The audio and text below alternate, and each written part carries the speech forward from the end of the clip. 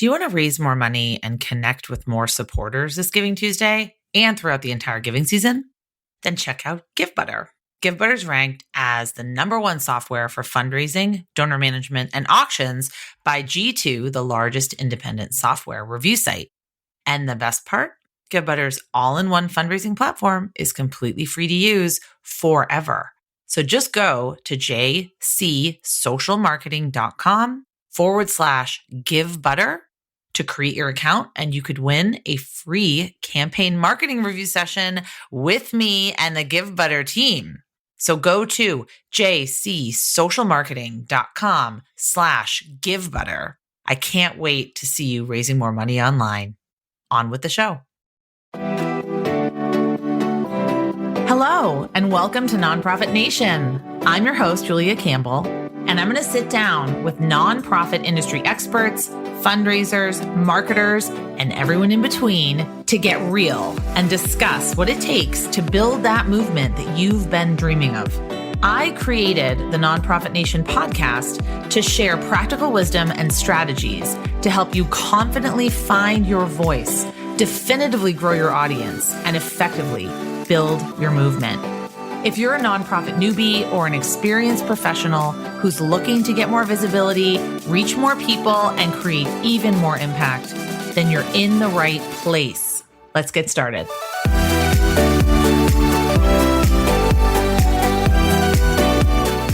Hi, everyone. Welcome back to Nonprofit Nation. So excited to have you here today, to be in your earbuds or in your car, wherever you're listening. I'm your host, Julia Campbell. And the question we're asking today on the podcast is, how can we leverage LinkedIn for thought leadership in 1 hour per day? So how can we use this powerful tool that we know is one of the most powerful tools, especially for nonprofit organizations and for thought leaders? But the problem that we face often is that LinkedIn falls to the end of our to-do lists, and we are trying to put out fires or trying to take care of so many other things. But what if you could just spend some time strategically on LinkedIn each week to attract the people that you really want to work with and that want to support you? And my LinkedIn expert and nonprofit marketing expert, my guest today is Tania Bhattacharyya. Tania is the founder of Lumos Marketing, a thought leadership consultancy for social impact entrepreneurs ready to stand out as they stand up for their mission. I love that. She offers personal brand messaging strategy for LinkedIn, along with coaching to dismantle imposter thoughts. She also hosts the podcast, The Campfire Circle, which explores the idea of replacing the boardroom table as the ultimate space of leadership with a campfire circle, a place to share stories, build inclusive community, and spark visionary ideas. And we're going to talk about all of that. So Tania, welcome to the podcast.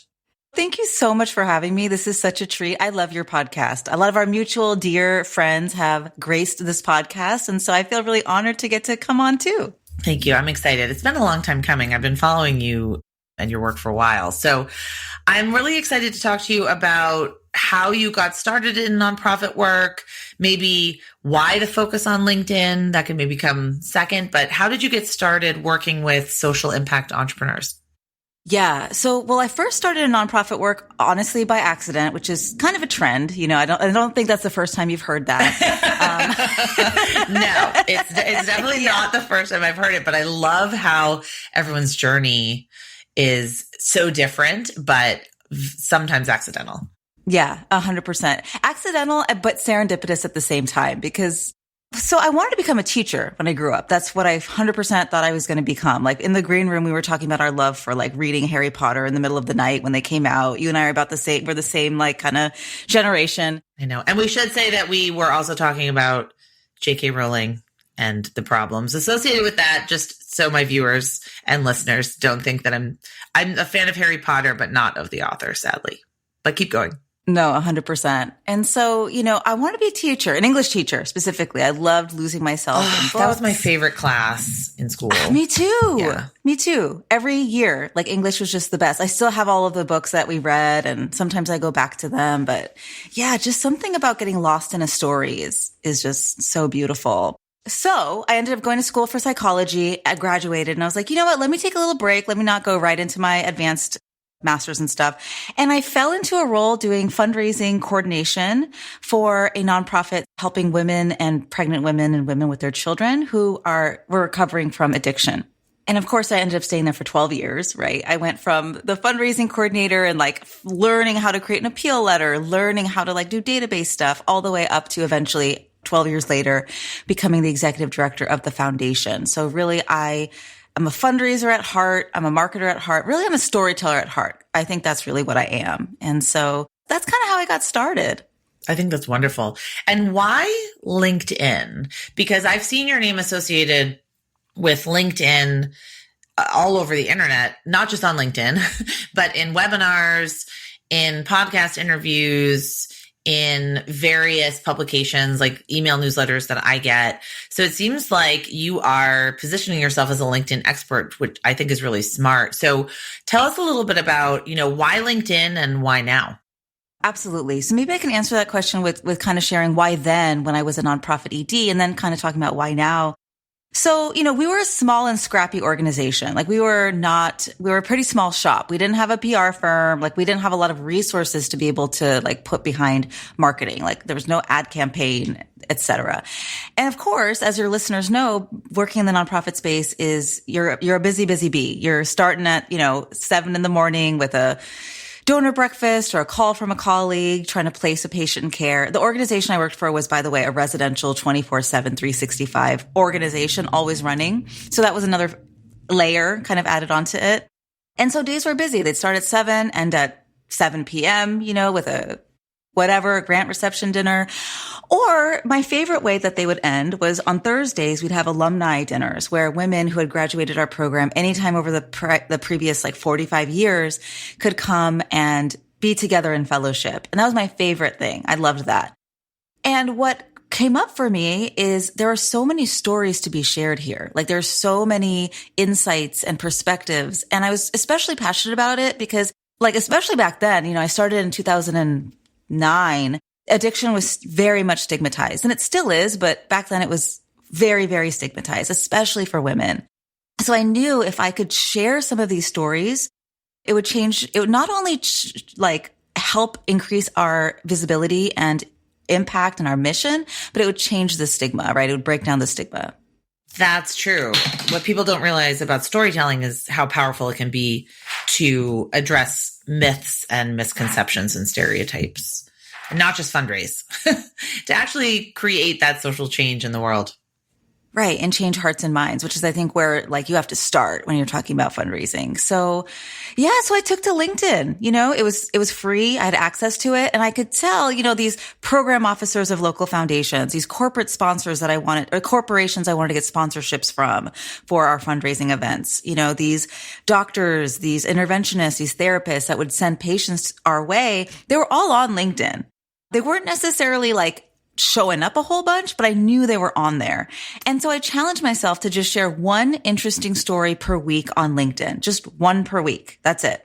And at the same time as I shared that story, I'd send a couple messages to a couple of these past supporters, these potential supporters. I'd leave a thoughtful comment on, the president of our local chamber of commerce, stuff like that, right?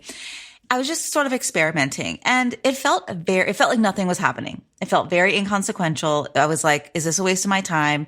But I kept doing it. And I'd say about a month in to 6 weeks in is when I started to notice a change.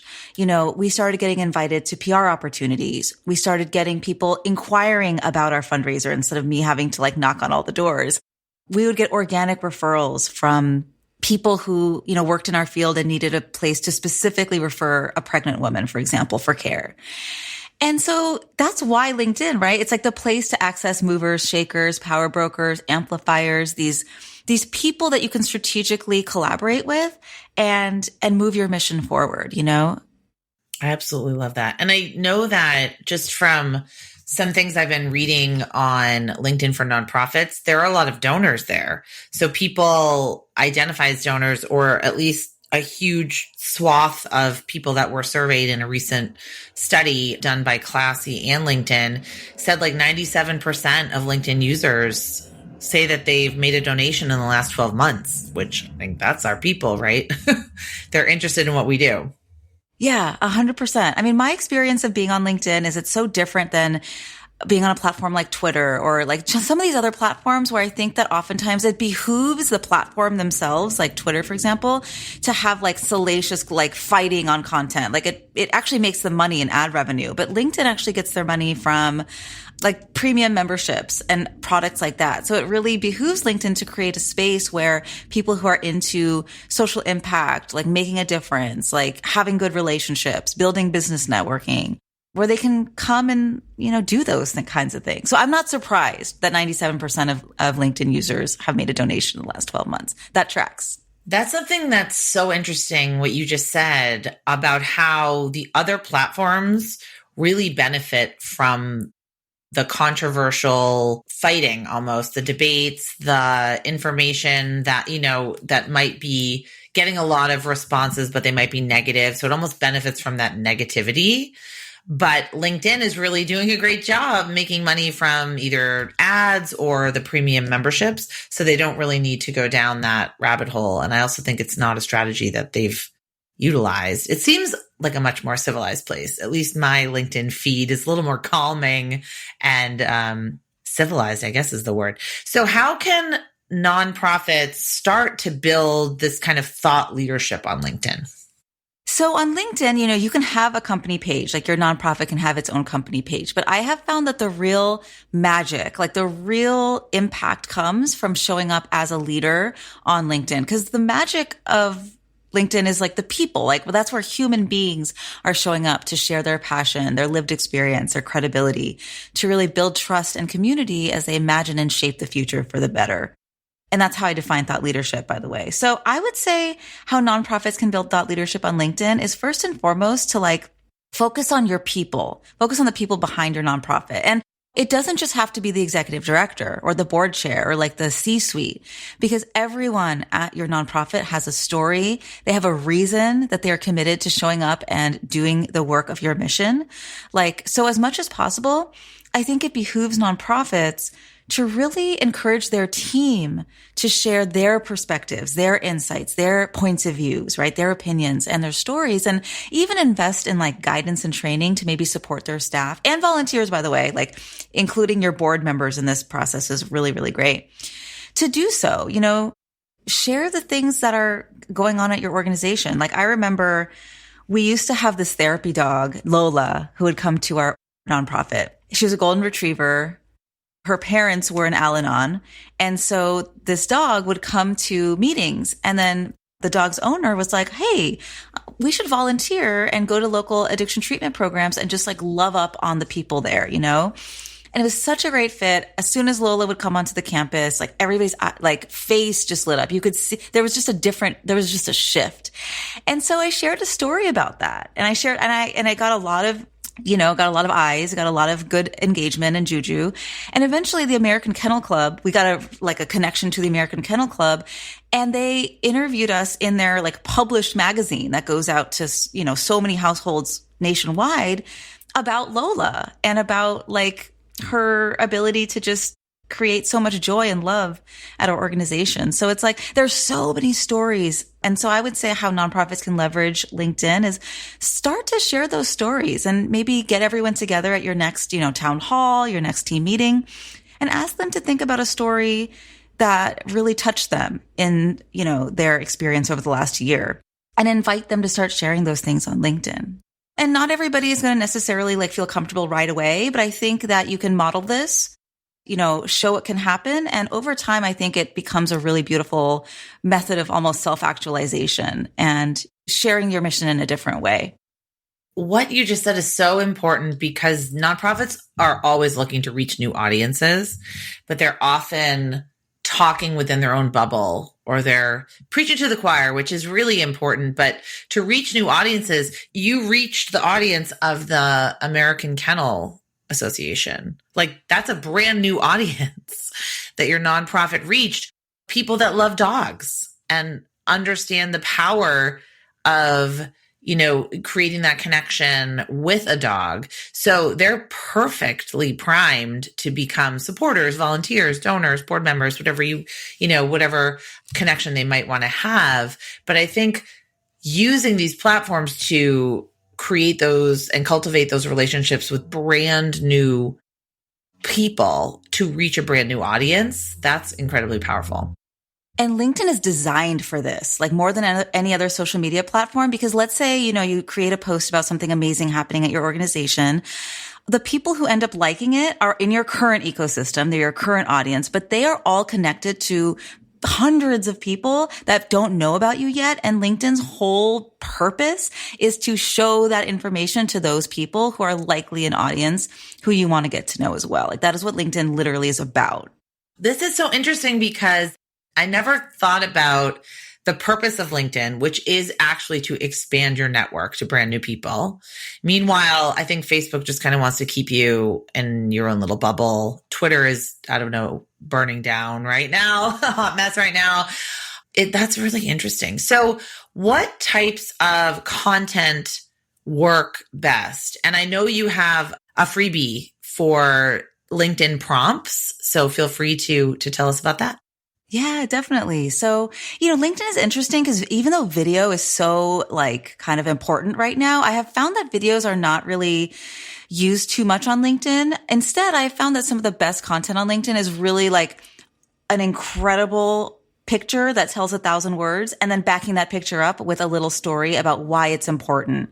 And, this is included, and thank you for mentioning the prompts. Yeah, I have a free resource. It's 14 prompts that any kind of social impact leader can use to draw out these stories that really can help, change hearts and minds and make a difference. So I think that'll be in the show notes. But in there, one of the ideas that really works well for nonprofit leaders is a post about a collaboration. Like share a story about your most recent board retreat and tag every board member and talk about each board member's unique contribution, maybe to that meeting or maybe to the organization as a whole. And as they're tagged, all of their friends on LinkedIn who are probably, corporate movers and shakers, just people that you want to get to know. I mean, gosh, I remember back, and you can probably relate to this. I remember back to my fundraising days, like my direct fundraising days of meeting with our board members and being like, so who do you know? Who can you introduce us to? Who can you, and that's part of the process. But on LinkedIn, that just happens organically just by tagging someone in a story. And then you still have to do the work, ideally, of them connecting you to that person. But often what's going to happen is the people that they're connecting you with are like, oh yeah, I think I saw a story about you guys on LinkedIn, or I think I know you guys from somewhere. Like they already have that background because you've been kind of sharing those connection points on LinkedIn. So another idea might be, as nonprofit leaders, we're involved in so many committees and collaborations and just so many different kind of partnerships with other organizations and nonprofits and advocacy things. So talk about that and tag all of the different people who are involved and talk about what you are doing together. Talk about the vision. Talk about, what is going to happen as a result of your work together. And again, those tags, those connection points are really going to help you show up differently in front of a whole new audience that should know about your work. I've seen that a lot after either virtual or in-person conferences. So conference season, my big conference season is usually April and May. And there were just a slew of incredible recaps of the conference or people that attended the conference, and they would tag their favorite speakers or they would tag their sponsors or partners. And it's just a great way to build community. And like you said, get into other people's feeds who might not know about you in an authentic way. It's not spammy. It's just saying, I went to this conference or I attended this virtual event or I read this book or, and then tagging people that either might have spoken at the conference or were involved or people that might need to know about this particular resource. So I love that feature on LinkedIn. I love being tagged in a post. When I get a little notification in my email and says, you were tagged in a post, I was like, oh, on LinkedIn, great. It's going to be good. Getting tagged on Facebook is not as fun these days.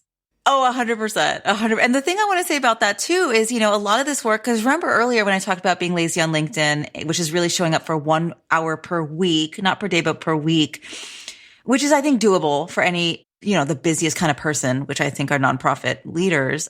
But as you do that over and over, you start to become people start to recognize you, right? And so oftentimes, my clients and people I work with will say like, oh my gosh, like people are literally coming up to me at these like AFP meetings and these gatherings and saying, oh, I saw what you said on LinkedIn, a month ago. And and this is what I think about that, and starting to have conversations with people based on what they're sharing. And yeah, it just takes consistency and showing up in that way. So I just wanted to mention that consistency piece too. What are some of your favorite features that nonprofits can use to build their brand?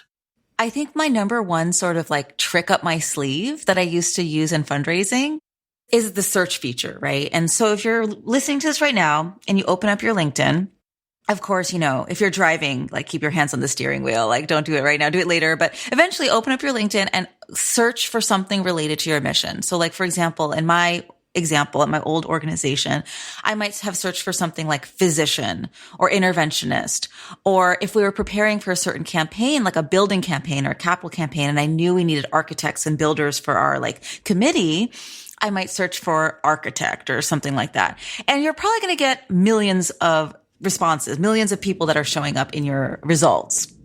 And that's overwhelming, but you can use the filter options to really filter it down based on your geographic area, based on all kinds of different parameters. But this number one trick that I recommend to all nonprofit leaders is there's actually a box under a section called Open To in the filter space. And you can actually select people that are open to pro bono consulting and volunteering, or that are interested in joining a nonprofit board, either one of those two. So those are actual options that are in LinkedIn that will help you literally just search for physicians that are open to joining a nonprofit board, or attorneys that are open to pro bono consulting. And we're all, nonprofit leaders are always looking for those kinds of things. And LinkedIn makes it really, really, really easy for you to find exactly who you're looking for, because those people have already self-selected in their profile that they're interested in being more involved philanthropically with their time, talent, or treasure. So that's a really easy sort of tactical thing that you can do on LinkedIn if you're a fundraiser or just trying to like expand your audience and your mission, to find people that are already wanting to get involved and just don't know about you yet. So do you think we should focus more on the individual profiles rather than the company page? 100%. Yes, because usually the folks that are managing the company page are kind of like somebody on a marketing team. Maybe it's somebody on a, consulting kind of social media team. But the people who are managing the actual personal profiles are those human beings. And so I would always focus on the person, because again, this work of fundraising, of change making is really human to human more than anything. And I remember, back in the day when I was actually fundraising, I'd send a message to a potential donor, somebody who works for like a large foundation here in the area, and they would respond back to me. They would get back to my LinkedIn message, whereas like they would not necessarily get back to my email, because oftentimes those emails are gate kept. Like they're managed by a team of assistants. There's barriers in place for them to kind of protect themselves and insulate themselves. But on LinkedIn, like there are personal LinkedIn profiles. And so we have them on our phone. We see these messages come through. So it's a really great way to just kind of connect with the people we want to connect to. And I don't mean connect in terms of like, hey, like we're LinkedIn connections. I mean, literally build a relationship. I've had that experience with my podcast where I feel like, oh, if I send an email, it's just going to kind of get lost in the ether. And then I try to make a LinkedIn connection first. And then I try to send a direct message, just really trying to establish that relationship, maybe commenting on some of their posts or following their newsletter, really trying to, show that I know what they're talking about, that I'm interested in them, and building that relationship that way. So that kind of answers a little bit of my question. How can we use LinkedIn to connect with donors and prospects? But I think the second prong of that question is, Do you think we should be using LinkedIn for prospecting, or like, should we be cross-referencing it with our database and our other data? Is it a good place to look for just kind of cold prospects? Potentially, I think if you have a specific need, like if you're looking for a very specific type of company or a very specific type of leader, I think it's a great place to find people that are currently cold to you. Although I will say, most of the time you will realize, oh, like I have so many mutual friends, mutual connections, right? And then you can ask those mutual connections to really facilitate a conversation with that new person. I would say cross-referencing with your current database is a really great way to go about it. So for a time I did major gift fundraising.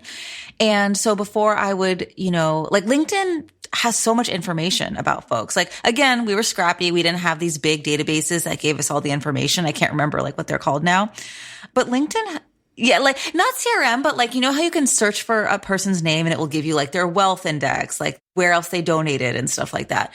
So we didn't have access to those tools, but LinkedIn oftentimes had a lot of that information. Like we could see what they were on the board of. We could see where they went to school. We could see like what interests they had. And not everyone posts, like actually only 3% of active users on LinkedIn post content, which I think is a cool thing because it means you can stand out. But it also means that some of the potential donors you're working with are not going to be sharing their own content. But even then, their profiles still give you a lot of insights and information. So I would say like if you're working closely with some individuals on some projects, don't forget to kind of peep their LinkedIn and see if there's any information there that can help you build a relationship in a more deep way. Okay. So say I'm a development director, marketing director, or maybe development marketing director, maybe an ED. How often should I be posting? And also what are some ways I can optimize my profile? So I would say that if you post once per week, like you are way ahead of the game. Like you are doing great. And, like I have a lot of love in my heart. Like I know what it's like to be in the trenches of the nonprofit world. And so sometimes you're not going to make that week, and that's okay. Give yourself grace. But if you do share once per week, it kind of works on LinkedIn more so than other platforms because again, like only 3% of people post content. So your content has a longer shelf life. It has a longer reach. Like you might post something today and a week later, someone else like comments on it. Like it still gets shown. And like, have you noticed that? Yes, I've definitely noticed it's a longer shelf life, and I'll still get comments about a week later. Sometimes on either posts that either I've been tagged in or that I've posted. Yeah, exactly. It still has that it still gets being shown to people. And so that's why I think once per week works really well, because even if, you skip a week, like your old stuff is still being shown to people. So I think that's totally fine. I think that the top 3 things that you can do is update your headline, because the automatic thing that LinkedIn will put there is like executive director of ABC nonprofit or director of development of blah, blah, blah. Like it'll automatically have your title in your company, but you can change it to actually be like a sentence or like a 1-sentence story about the transformation that you provide in the world. So somebody cold to you might see your profile and be like, oh, okay, like blah, blah, blah, shelter. Okay, that's probably cool. But if it says something about like, I can't think of something off the cuff, like we're working to combat food insecurity and make sure everyone has a healthy meal in Sacramento, something like that. That's perfect. That's great. Or like maybe something even in that vein of like, we've provided over 1 million meals to hungry Sacramento residents. Like, can you help us serve our next one or something like that? I don't know.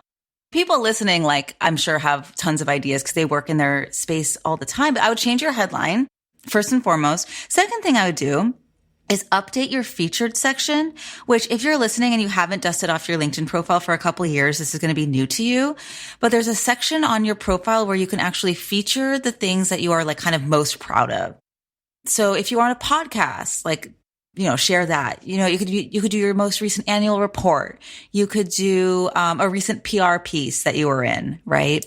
So really feature things that your organization has done or that you have done on behalf of your larger mission that you want people to really see. And then there's so many things, but I'm trying to keep it to 3. And I would say a third thing that you might not think about already is start to ask some of the people that are really involved with your organization that you work with deeply for a recommendation. And at first you might be like, well, why? But it creates that social proof. Like if you are a fundraiser and you ask a donor that you have built a really beautiful relationship with to leave a recommendation for your work together, it will show other people the value of being involved with you and what it can do. And, it might inspire them to want to get involved because again, we know with like the psychology of social proof, like we will listen to our peers more than we'll listen to like, somebody telling us what to do. I was going to ask you that actually about recommendations on LinkedIn. I always try to get them and give them. And I love that it's the social proof aspect that you can show people. That's also evergreen. You don't have to update your website. Like it's automatically updated. Of course, you have to approve them, which is fine. But that's somewhere you can direct people. You could even put those, I think, put them in your little email signature, like see what other people are saying or something like that. I love that idea. You could totally do that. And, because you can't add them to your LinkedIn yourself, it also creates that additional layer of like trust and credibility because it's like someone else took the time to write all these nice things about you. So they must be true, right? All right. Well, you're inspiring me to double down on that. So let's talk about the Campfire Circle, your podcast. Please tell me all about it and who it's for. And I love that the purpose is to explore the idea of replacing the boardroom table as the ultimate space of leadership. So let's talk about the Campfire Circle and sort of what inspired you to start it.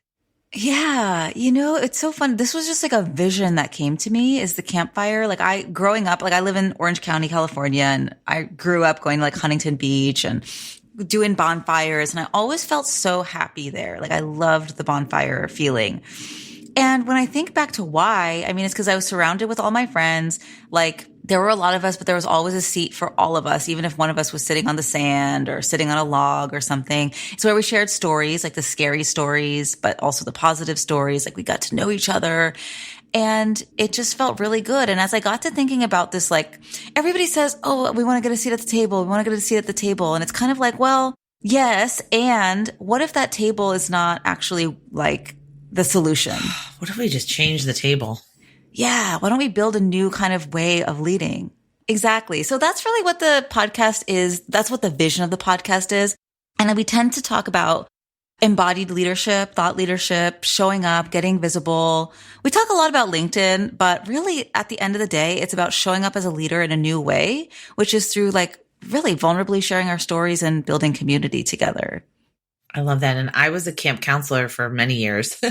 So I know the value of the campfire to create that community and that really like deep connection that, is not necessarily available anywhere else. The Campfire Circle, I think that's great. So everyone look for the Campfire Circle where you're listening to this podcast. I will post that in the show notes. And I guess just to end, Tania, I want to ask you a question I ask a lot of my guests. What do you wish you knew when you were just starting out? Well, you know what I wish I knew, like speaking of being a Pisces and a Cancer, is I wish I knew that I had everything I needed to show up and get visible as a go-to voice on LinkedIn already, even when I was a brand new ED that was like 30 years old and feeling very imposter-y. I wish I knew that the lived experiences that I had already had up to that point were the things that needed to be shared to create a ripple effect and an impact, not necessarily having multiple degrees, not necessarily all these things that we think we need to have. LinkedIn is a place that tends to foster these like imposter thoughts, these like feeling like we need to be perfect for whatever reason. But LinkedIn has really changed. I think COVID has changed it. I think COVID has changed our whole world. I think life has changed. And perfect is not required. It's actually not even helpful. It's not even helpful to be perfect all the time because then people can't get in. Like you're not as relatable. You're not as human. And so I wish I knew that like just showing up is enough. It's enough to make the impact that we want to, create through our nonprofits and in the world. You have everything that you need and perfect is not required. I feel like I need those both on like a bumper sticker and a t-shirt. That was wonderful. Where can people find out about you and Lumos Marketing and your work and learn more about how to connect with you? I would say definitely LinkedIn. Like if you have gotten anything out of this podcast episode and you want to start showing up on LinkedIn, come be my friend, send me a connection request. Let's be friends. I'm here to cheer you on. I'm here to lift you up. We all, get stronger together as a nonprofit sector, as a social impact field. So definitely LinkedIn. And I would say the podcast is the other space to kind of stay in touch and stay connected with all the weird thoughts in my brain. Oh, I love it so much. Okay. So I will post that in the show notes, and everyone needs to link up with Tania on LinkedIn, especially to see her thoughts and listen to the Campfire Circle on wherever you get your podcast. So thanks so much for being here, Tania. This was amazing. This was really helpful. And I took a lot of notes actually. So I'm thrilled to talk to you about this. I think it's something really important. Oh, well, thank you so much for having me. I obviously love talking about this. And I think that if, more nonprofits could use LinkedIn, like we would be able to generate so much more impact because that's where the movers and shakers are. So thank you for letting me talk about it. This was so much fun. And I just appreciate you a ton.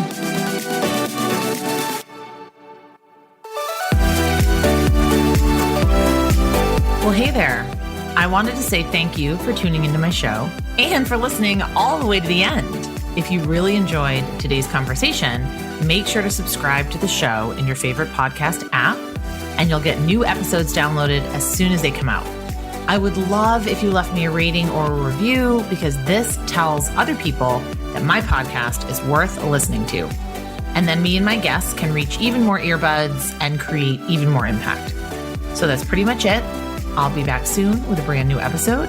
But until then, you can find me on Instagram at JuliaCampbell77. Keep changing the world, you nonprofit unicorn.